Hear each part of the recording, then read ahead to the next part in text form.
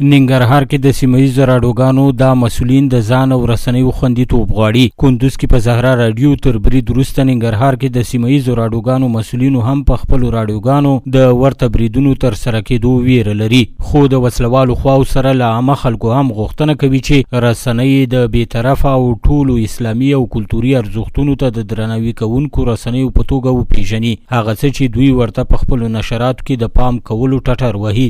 له بده مرغه به ووایو چې په اوسني وخت کې خبریالانو ته په ځانګړي ډول په ختیځه سیمه کې ډیر زیات مشکلات متوجه دي، خطرونه ورته متوجه دي. نو زموږ غوښتنه زموږ له حکومت نه دا ده چې رسنیو ته ځانګړې پاملرنه وکړي. په مجموع کې ټول ښکېلې خواوې چې دي هغوی نه مو غوښتنه دا ده چې د رسنیو چلوونکي یا د رسنیو کارکوونکي دوی بېطرفه خلک دي او د دوی ژوند ته باید پاملرنه وشي او دوی سره داسې چلند ونه شي چې په راتلونکي کې خدای نخواسته دغه د ملت ژبه چې ده دا ټکنۍ شي یا هغه ښېګڼې چې خلکو ته رسېږي هغه کمزوري شي. ځینې تعهدونه وو چې زموږ په داخل کې وو چې هغه ملي او سیمه ییز هغه ارزښتونه دي، هغې ته ژمنتیا ده. همدارنګه د دغه ارزښتونو تر څنګ ځینې ننګونې ګواښونه دغه رسنیو په وړاندې شته. دغې د مخنیوي په خاطر باندې موږ راټول شو. د سیمه ییزو راډیوګانو اتحادیې مشر بیا د دې ولایت په حکومتي چارواکو نیوکې لري چې د دوی سره یې د امنیت ساتنې او ورته د نورو اسانتیاو برابرولو په برخه کې کړي ژمنې نه دي عملي کړي.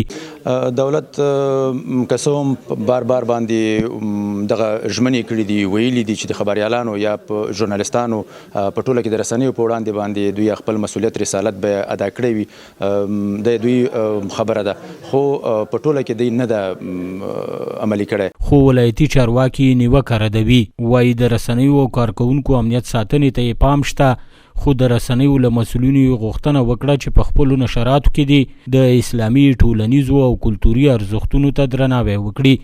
په ننګرهار کې د خصوصي رسنیو په ځانګړي ډول د راډیوګانو د خوندیتوب امنیت خوندیتوب په موخه ولایتي اداره هر مهال ژمنه ده موږ له ټولو سره نږدې اړیکې او روابط لرو.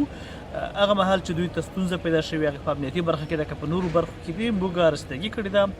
له دوی مو هم هیله دا ده چې خپلې ټولې خپرونې اسلامي، افغاني او زموږ کلتور سره مناسبې خپرونې ولري. د اف ام راډیوګانو اتحادیې د مسؤلینو دا اندېښنې په داسې حال کې دي چې تېره ورځ کندوز کې ځایي خلکو د زهرا په نوم په یو سیمهییزه راډیو برید کړی او وسایل یې ورته ویجاړ کړي.